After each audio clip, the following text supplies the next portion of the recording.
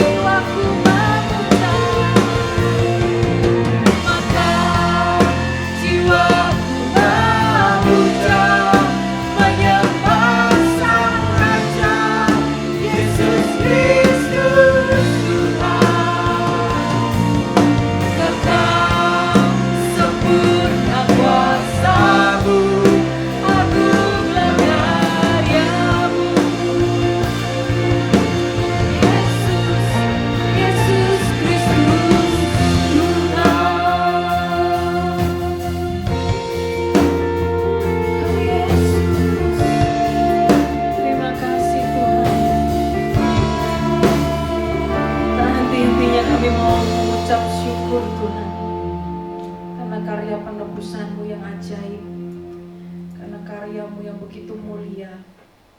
Terima kasih Tuhan. Terima kasih kami begitu berharga di mata-Mu. Terima kasih Yesus, terima kasih. Oleh darah anak domba kami dimenangkan. Terima kasih Tuhan. Kami mau masuk lebih dalam lagi, memuja Engkau, menyembah Engkau, memberikan sorak-sorai bagi nama-Mu. Terima kasih Tuhan. Di dalam nama Tuhan Yesus Kristus kami berdoa dan mengucap syukur. Haleluya. Mari sama-sama katakan amin. Berikan sorak-sorai buat Tuhan kita. Haleluya. Oleh darah anak domba.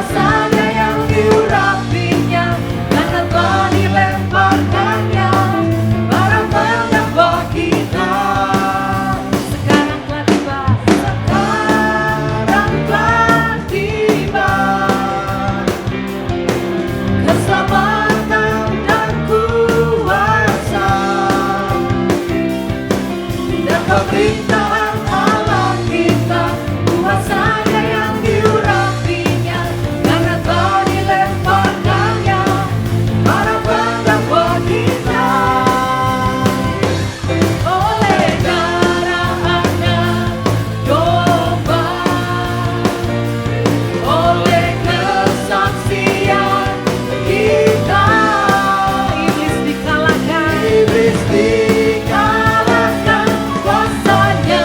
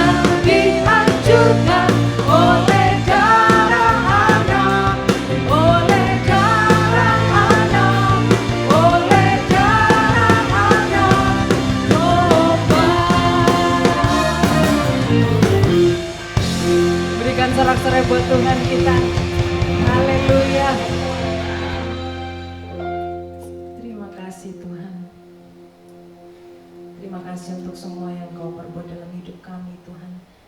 Terlebih karya penebusan-Mu yang luar biasa yang memberikan kemenangan bagi kami, kebangkitan-Mu yang memberikan kemenangan bagi kami Tuhan.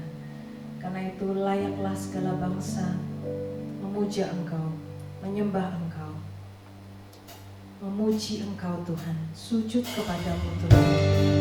Terima kasih Yesus. Dengan segenap hati mari kita naikkan pujian ini.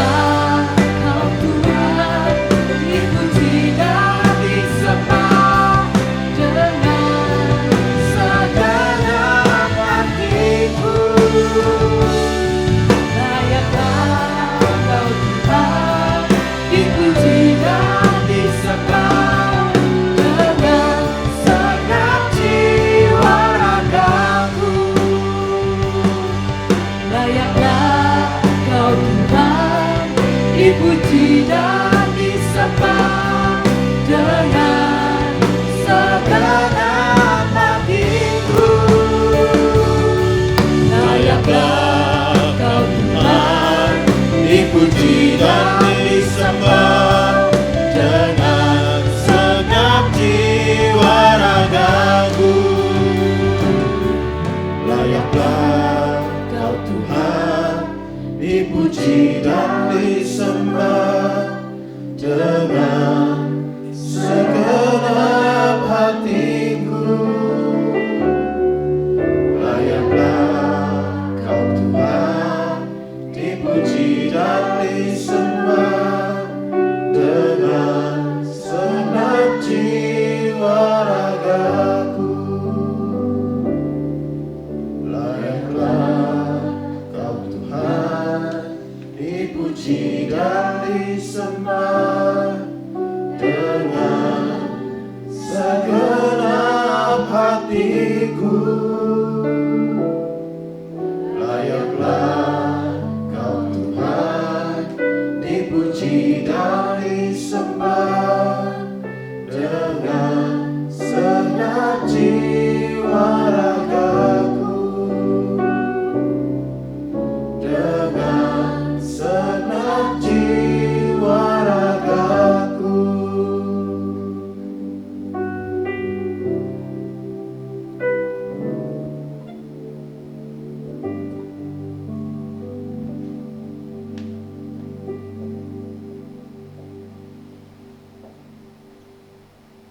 Hanya Engkau yang layak kami puja, kami tinggikan, dan kami sembah ya Tuhan.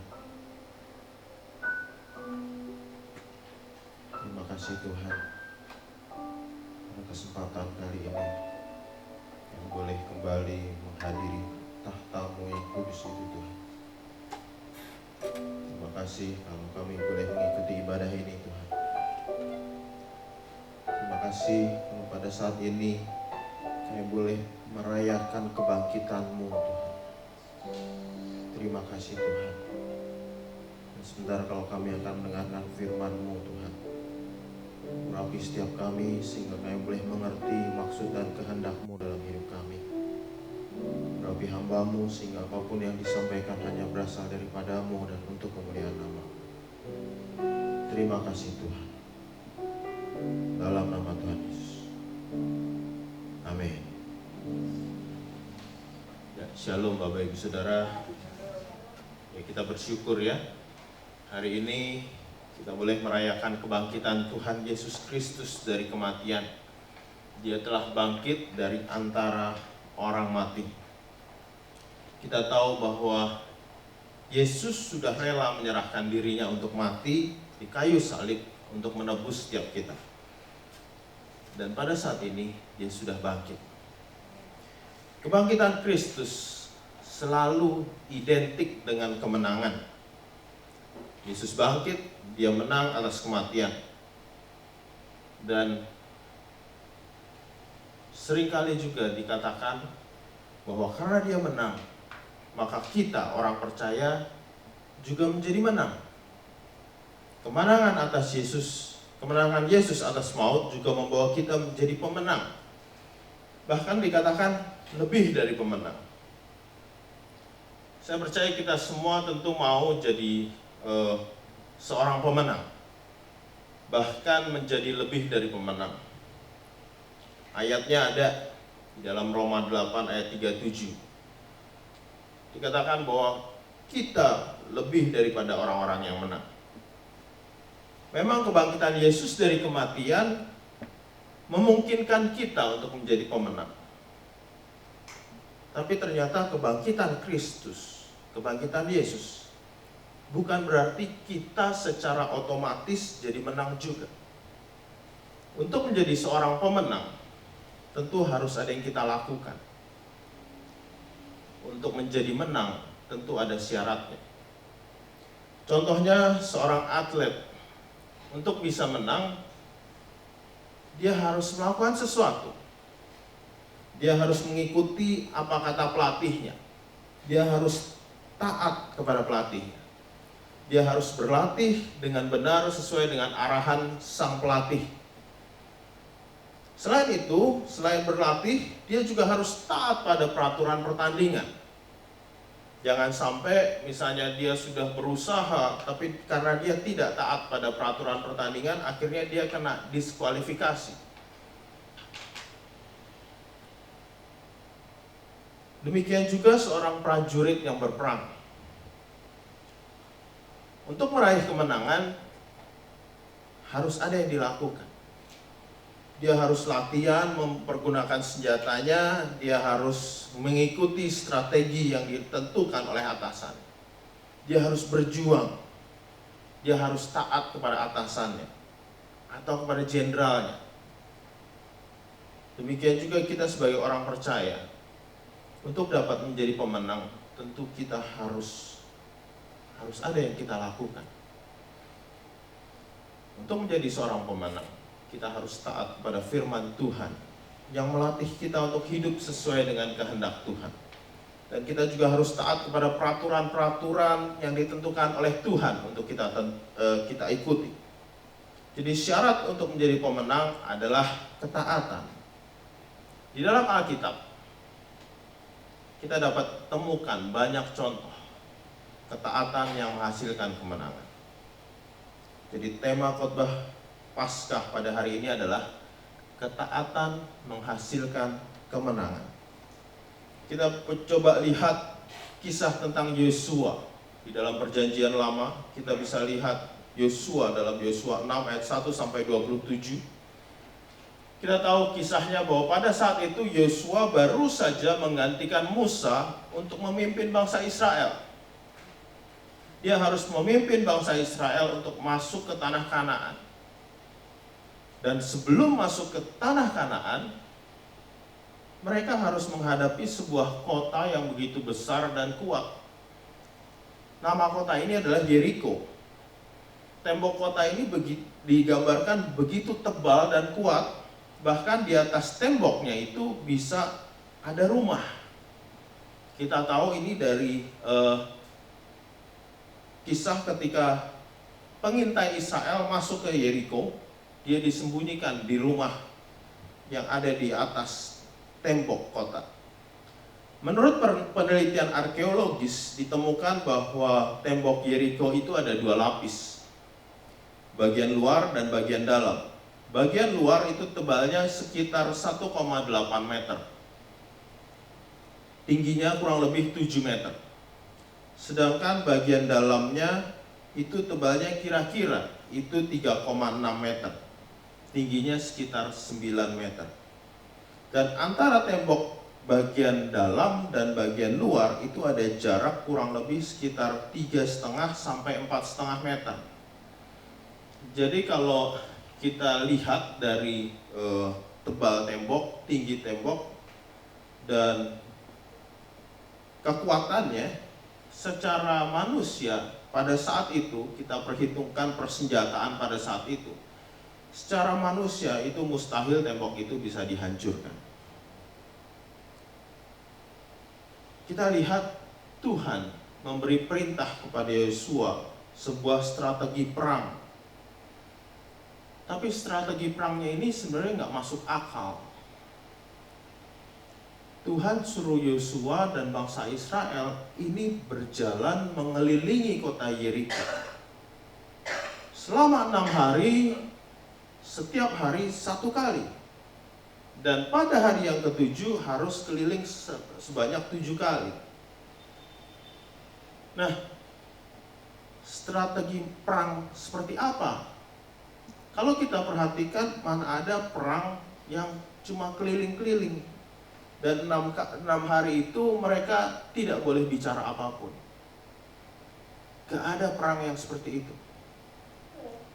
Tapi ketika kita perhatikan, setelah di hari yang ke-7, setelah mereka mengelilingi tembok itu sebanyak 7 kali, akhirnya tembok kota Yeriko itu roboh. Yosua taat kepada perintah Tuhan, perintah yang tidak masuk akal, dan akhirnya mendapatkan kemenangan. Ini adalah contoh pertama. Contoh kedua, kita lihat kisah Gideon. Kita bisa lihat dalam Hakim-Hakim 7 ayat 1 sampai 25. Kita tahu bahwa pada waktu itu Gideon itu diangkat menjadi salah satu hakim di Israel. Dia harus memimpin orang Israel untuk berperang melawan Midian. Jadi pada waktu itu Israel dijajah oleh Midian. Seringkali orang-orang Midian itu datang lalu merampas barang-barang, merampas hasil bumi, hasil ternak dari orang Israel. Dan Tuhan memilih Gideon untuk memimpin Israel. Nah, pada waktu itu ketika Gideon maju bersama dengan rakyat Israel, itu kira-kira ada 32.000 orang. 32.000 orang. Tapi Tuhan bilang sama Gideon, itu terlalu banyak. Lalu dari 32.000 itu pulanglah 22.000, sisa 10.000. Kita bayangkan ini 50% lebih yang pulang. Dan itu pun Tuhan bilang masih terlalu banyak. Padahal kalau kita perhatikan di dalam ayat-ayat tadi, pasukan Midian dan Amalek itu jumlahnya tidak terhitung banyak. Dan akhirnya orang Israel yang berperang itu tinggal 300 orang. Secara perhitungan matematis, secara perhitungan perang, gak masuk akal. Gideon bersama 300 orang melawan orang-orang Midian dan Amalek yang jumlahnya begitu banyak, yang dikatakan tidak terhitung banyak. Tapi karena Gideon taat, akhirnya Gideon menang. Gideon taat mengikuti perintah Tuhan untuk mengurangi jumlah rakyat yang ikut berperang. Dan akhirnya dia mendapatkan kemenangan. Contoh lain adalah Daud. Dalam 2 Samuel 5 ayat 17 sampai 25. Memang kita tahu Daud ini banyak kali memimpin perang. Nah, di dalam 2 Samuel 5 ayat 17 sampai 25 ini dikatakan pada saat itu dia baru saja jadi raja orang Israel. Dia barusan dilantik jadi raja dan dia harus memimpin bangsa Israel untuk berperang melawan bangsa Filistin. Pada satu kesempatan ketika dia berhadapan dengan orang Filistin, dia tanya Tuhan, gimana nih? Apakah kalau kami maju, kami akan menang? Dan Tuhan bilang, maju hadapi Filistin. Dan dia nurut, akhirnya dia menang. Tapi di ayat berikutnya, kita lihat pada kesempatan berikutnya, di tempat yang sama, ketika dia tanya Tuhan bilang, jangan maju, tapi buat gerakan melingkar. Padahal kalau kita pikir, oh yang kemarin maju menang, ini maju menang juga dong. Tapi Tuhan bilang, jangan, tapi buat gerakan melingkar. Dan akhirnya Daud taat dan dia menang. Dan kalau kita lihat di dalam Alkitab Perjanjian Lama ini, masih banyak lagi contoh-contoh yang dapat kita lihat, orang-orang yang taat kepada Tuhan dan akhirnya mendapatkan kemenangan. Tapi jangan lalu dipikir, oh kalau gitu kemenangan itu mereka menang secara menang perang, berarti mendapatkan kekuasaan. Menang ini bersifat materi, bersifat kedudukan. Enggak juga. Kita lihat juga di Alkitab, di Perjanjian Lama juga ada seorang raja. Dia menang perang, dia bisa mengalahkan musuhnya dengan kemenangan besar, tapi sebenarnya dia nggak menang. Namanya adalah Raja Saul. Kejadian yang pertama, dia memimpin bangsa Israel mengalahkan Filistin. menang besar, orang Filistin dipukul mundur. Dan yang kedua, dia memimpin bangsa Israel mengalahkan bangsa Amalek, menang besar juga. Namun ternyata kemenangan perang ini bukan kemenangan yang sesungguhnya. Kita tahu akhirnya Saul ditolak sebagai raja oleh Tuhan. Kenapa? Karena dia tidak taat. Yang pertama, dia tidak taat ketika disuruh nunggu Samuel untuk mempersembahkan korban bakaran untuk Tuhan. Dia gak tahan. Dia pikir Samuel kelamaan. Akhirnya dia tidak taat. Dia persembahkan korban aja sendiri. Tapi kita tahu bahwa Samuel bilang kepada Saul, kamu itu bodoh. Kamu gak nurut sama perintah Tuhan. Tadinya Tuhan mau mengokohkan kerajaanmu, tapi sekarang karena kamu gak taat, karena kamu tidak nurut, Tuhan akan pilih orang lain. Yang berikutnya ketika yang kedua, Saul tidak taat ketika disuruh menumpas semua bangsa Amalek. Semua ternaknya harus ditumpas. Tapi Saul tidak taat lagi. Dia tidak membunuh raja Amalek, yaitu Agag. Dia tidak bunuh, dia hanya tangkap. Yang lainnya dibunuh. Ternak-ternaknya yang jelek-jelek dibunuh, tapi ternaknya yang bagus-bagus diambil. Dia meraih kemenangan perang yang besar melawan bangsa Amalek, tapi karena ketidaktaatannya dia mengalami kekalahan, yaitu dia ditolak sebagai raja. Dan kita tahu akhirnya Daudlah yang menjadi raja Israel. Ini contoh-contoh dalam perjanjian lama. Masih banyak contoh lain. Kita coba beralih ke perjanjian baru, juga ada contoh orang-orang yang taat. Kita lihat Yusuf dalam Matius 2 ayat 13 sampai 15. Pada waktu itu Herodes hendak membunuh semua anak-anak di Bethlehem yang berusia di bawah 2 tahun ke bawah, dengan tujuan untuk membunuh bayi Yesus. Tapi malaikat Tuhan datang pada Yusuf melalui mimpi. Lalu dia suruh Yusuf bawa Maria dan Yesus yang masih bayi pada waktu itu untuk menyingkir ke Mesir. Yusuf taat kepada perintah Tuhan. Dan akhirnya kita tahu bayi Yesus terhindar dari malapetaka. Kita lihat contoh lain, Filipus. Bisa kita baca dalam Kisah Rasul 8 ayat 26 sampai 40. Pada waktu itu Filipus disuruh pergi ke jalan yang turun dari Yerusalem ke arah Gaza. Jalan itu dikatakan jalan yang sunyi. Kita perhatikan jalan yang sunyi. Ngapain dia disuruh pergi ke jalan yang sunyi? Padahal dia biasanya pergi ke kerumunan orang, dia berkhotbah, dia mengabarkan Injil dan banyak orang bertobat. Di jalan yang sunyi juga banyak penjahat, perampok. Tapi Filipus taat.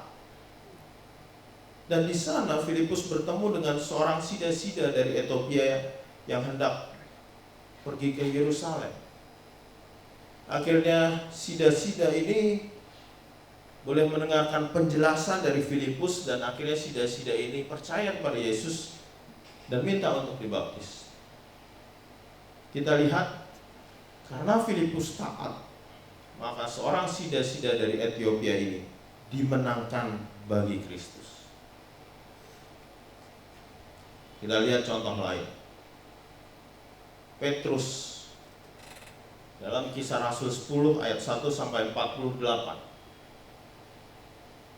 Pada waktu itu Injil hanya diberitakan kepada orang-orang Yahudi saja. Belum ada rasul-rasul yang mengabarkan Injil kepada orang-orang selain daripada ke orang Yahudi. Tapi pada suatu ketika Petrus diperintahkan Tuhan untuk pergi melayani Kornelius dan keluarganya. Kornelius ini adalah seorang perwira Roma. Dia bukan orang Yahudi, dia orang Roma. Tapi apa yang terjadi? Petrus taat kepada perintah Tuhan. Dan akhirnya kita tahu Kornelius dan keluarganya dimenangkan bagi Kristus. Satu contoh lagi adalah Ananias.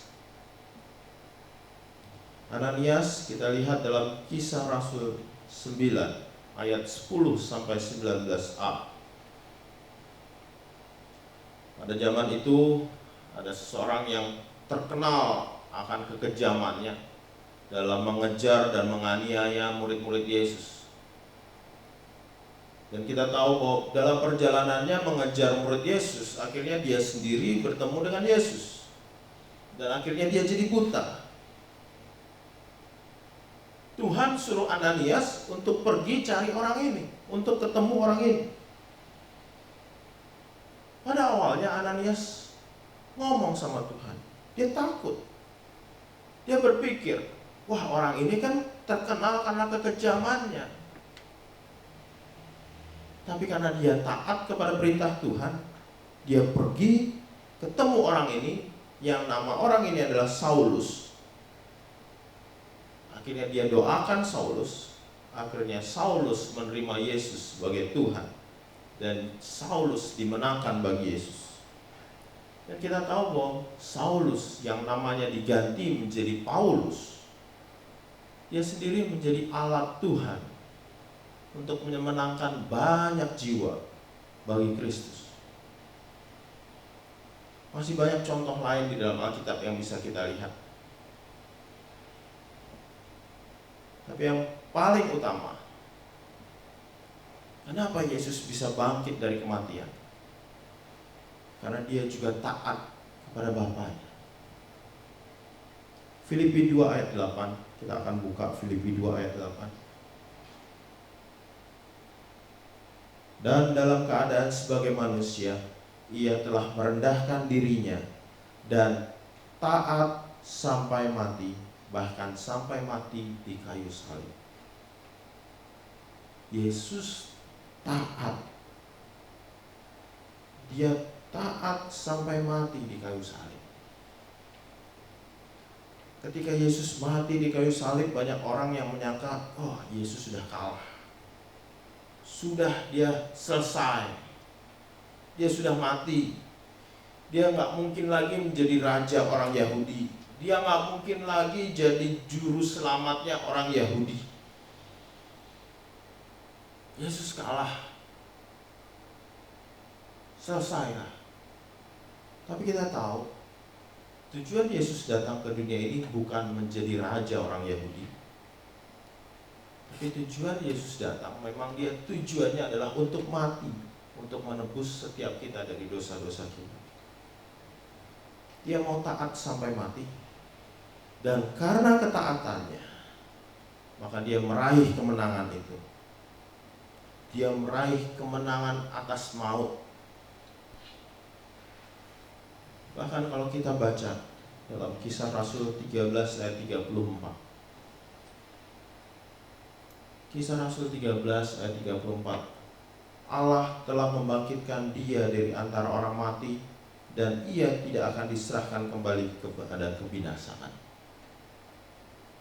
Karena ketaatan Yesus, maka Allah membangkitkan dia dari antara orang mati. Kisah Rasul 2 ayat 36. Kisah Rasul 2 ayat 36. Jadi seluruh kaum Israel harus tahu dengan pasti bahwa Allah telah membuat Yesus yang kamu salibkan itu menjadi Tuhan dan Kristus. Karena ketaatannya, karena Yesus taat, maka Allah menjadikan Yesus sebagai Tuhan dan Kristus. Ibrani 5 ayat 5. Demikian pula Kristus tidak memuliakan dirinya sendiri dengan menjadi imam besar, tetapi dimuliakan oleh Dia yang berfirman kepadanya, "Anakku, engkau telah kuperanakan pada hari ini." Allah memuliakan Yesus dan menjadikannya sebagai imam besar. Dialah imam besar perantara kita dengan Bapa. Karena Yesus taat, Dia meraih kemenangan. Memang kemenangannya seakan-akan waktu Dia di dunia ini kayaknya kalah, tetapi Dia meraih kemenangan. Dan kita juga kalau sebagai orang percaya, kita mau menjadi umat pemenang. Kalau kita mau menjadi umat yang lebih dari pemenang, kita juga harus taat kepada segala perintah Tuhan. Kita harus taat kepada seluruh kehendak Tuhan. Orang yang menang tentu akan memperoleh hadiah. Hadiah di sini jangan berpikir berupa harta materi atau kedudukan atau penghargaan secara duniawi. Hadiah yang disediakan Tuhan tentu lebih besar dari itu. Kalau kita pelajari kitab Wahyu, ada 8 hadiah yang disiapkan oleh Tuhan bagi mereka yang menang. Kalau kita lihat dalam Wahyu 2 ayat 7 dikatakan, barang siapa menang, dia akan diberi makan oleh Tuhan dari pohon kehidupan. Wahyu 2 ayat 11 dikatakan, barang siapa menang, tidak akan menderita kematian yang kedua. Di dalam Wahyu 2 ayat 17 dikatakan akan diberi nama yang baru. Wahyu 2 ayat 26 dikatakan akan dikaruniakan kuasa atas bangsa-bangsa. Wahyu 3 ayat 5 dikatakan namanya tidak akan dihapus dari kitab kehidupan, tetapi namanya akan diakui oleh Yesus di hadapan Bapa dan di hadapan para malaikat. Wahyu 3 ayat 12 dikatakan, barang siapa menang akan dijadikan soko guru di bait suci Allah. Wahyu 3 ayat 21, kita akan duduk bersama-sama dengan Tuhan di tahtanya. Wahyu 21 ayat 7, kita akan menjadi anak Allah. Tapi itu semua akan kita dapatkan kalau kita menjadi pemenang. Jangan mimpi bisa dapat hadiah kalau kita nggak bisa jadi pemenang. Tapi juga jangan mimpi kita bisa menang kalau kita nggak mau taat. Karena kunci dari kemenangan adalah kalau kita mau taat kepada perintah Tuhan. Biar kita boleh mengikuti teladan Yesus yang mau taat, bahkan taat sampai mati. Bahkan mati di kayu salib, sehingga dia boleh memperoleh kemenangan. Biar kita boleh taat kepada Tuhan, supaya hidup kita juga boleh menang. Menang atas segala, bukan masalah dalam hidup kita, tapi menang atas segala kedagingan kita. Menang atas segala hawa nafsu dunia kita. Menang atas segala keinginan-keinginan duniawi kita, sehingga hidup kita boleh berkenan di hadapan Tuhan, sehingga Tuhan boleh mengatakan kau telah jadi pemenang, dan Tuhan mengaruniakan mahkota buat kita. Ketaatan menghasilkan kemenangan. Kita mau bangkit berdiri bersama-sama. Tak tahu sampai kapan hari hidupku,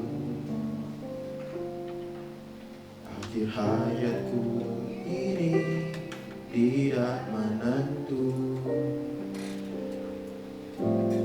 Namun yang pasti perjalanan hidup ini berakhir di suatu saat nanti. Sebelum hari akhir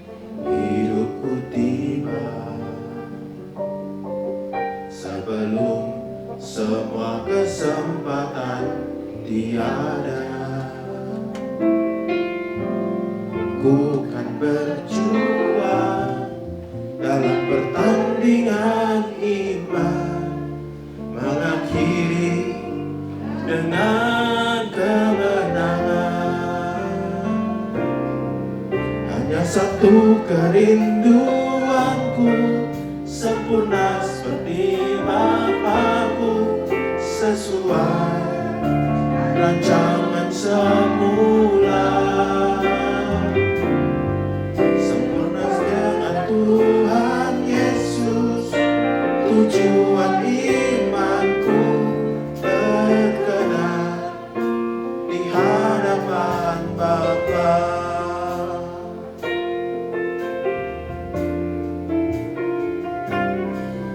Ku tak tahu sampai kapan hari hidupku,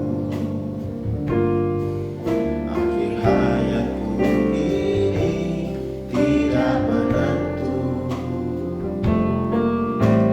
Namun yang pasti, perjalanan hidup ini berakhir di suatu saat nanti. Sebelum hari akhir hidupku tiba, sebelum semua kesempatan tiada, bukan berjuang dalam pertandingan iman, mengakhiri dengan kemenangan. Hanya satu kerinduanku, sempurna seperti Bapakku, sesuai rancangan semula. Serupa dengan Tuhan Yesus, tujuan imanku berkenan di hadapan Bapa. Hanya satu kerinduanku, sempurna seperti Bapakku, sesuai rancangan semula. Serupa dengan Tuhan Yesus, tujuan imanku berkenan di hadapan Bapa.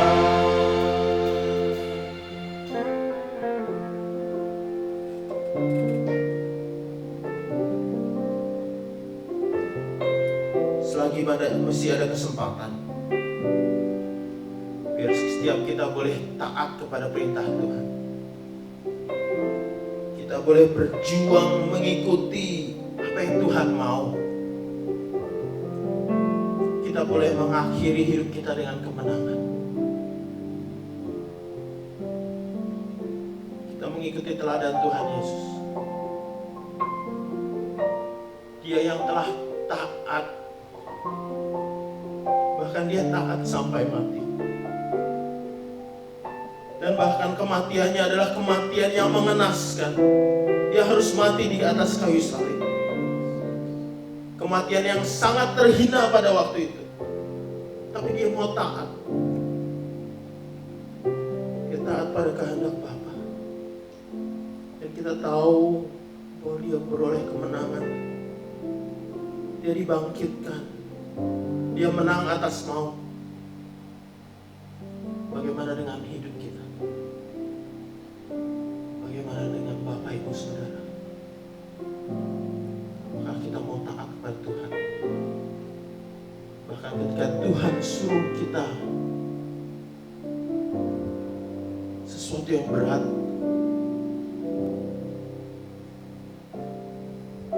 mungkin Tuhan suruh kita ke jalan yang sunyi seperti Filipus. Resiko besar, banyak perampok di tempat itu. Secara ego hancur, karena dia biasanya mengabarkan Injil di kerumunan orang banyak. Tapi pada saat itu dia harus ke jalan yang sunyi.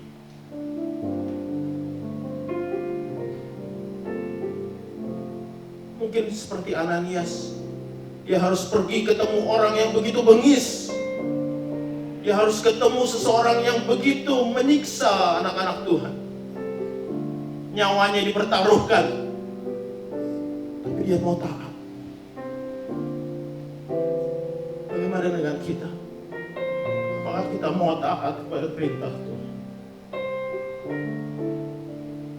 Satu kuncinya supaya kita berada kemenangan, kita boleh taat kepada Tuhan. Hanya satu kerinduanku, sempurna seperti Bapakku, sesuai rancangan semula, serupa dengan Tuhan Yesus. Tujuan imanku berkenan di hadapan Bapa. Satu kerinduanku, sempurna seperti Bapakku, sesuai rancangan semula, serupa dengan Tuhan Yesus. Tujuan imanku berkenan di hadapan Bapa, berkenan di hadapan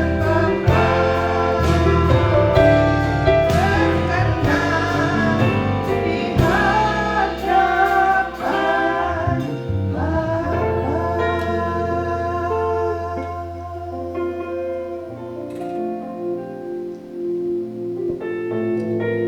Yesus, inilah tekad kami Tuhan. Kami rindu menjadi pemenang. Untuk itu berikan kepada kami hati yang taat kepadamu. Kami tahu perjalanan hidup iman kami penuh dengan hal-hal yang harus kami hadapi. Tetapi kami mau tetap memilih Engkau Tuhan, mau taat kepadamu, karena kami tahu bahwa ketaatan itu yang boleh membuahkan kemenangan, menang sehingga kami boleh berjumpa dengan Engkau, mendapatkan mahkota yang daripada Tuhan, mendapatkan sukacita yang kekal yang daripada Tuhan, mendapatkan tempat yang indah yang daripada Engkau. Untuk itu Bapa, berikan kepada setiap anak-anak-Mu yang mendengarkan firman ini, boleh memiliki ketaatan kepada Tuhan. Taat seperti Engkau taat sampai mati di atas kayu salib. Penderitaan yang luar biasa yang sudah Kau derita, yang sudah Kau tanggung, karena kasih-Mu kepada kami umat manusia, dan karena ketaatan-Mu kepada Bapa di surga, maka Engkau rela menjalani itu. Ajar kami untuk kami dapat meneladani Kristus Yesus Tuhan kami, taat sampai mati. Apapun yang harus kami lakukan, kami hanya mau memandang kepadamu. Meteraikan firman-Mu di dalam loh hati kami Bapa, dan Roh Kudus berbicaralah terus kepada kami, supaya kami tetap dapat mengambil makna yang indah untuk kami taat kepada Tuhan. Apapun juga, kami harus lebih memilih Engkau ketimbang dunia yang acap kali menggiurkan secara daging ini. Tetapi ketaatan kami kepada Tuhan membuahkan kemenangan yang gemilang bagi hidup kami. Terima kasih Bapa, berkati hamba-Mu yang sudah Kau pakai untuk menyampaikan kebenaran firman-Mu.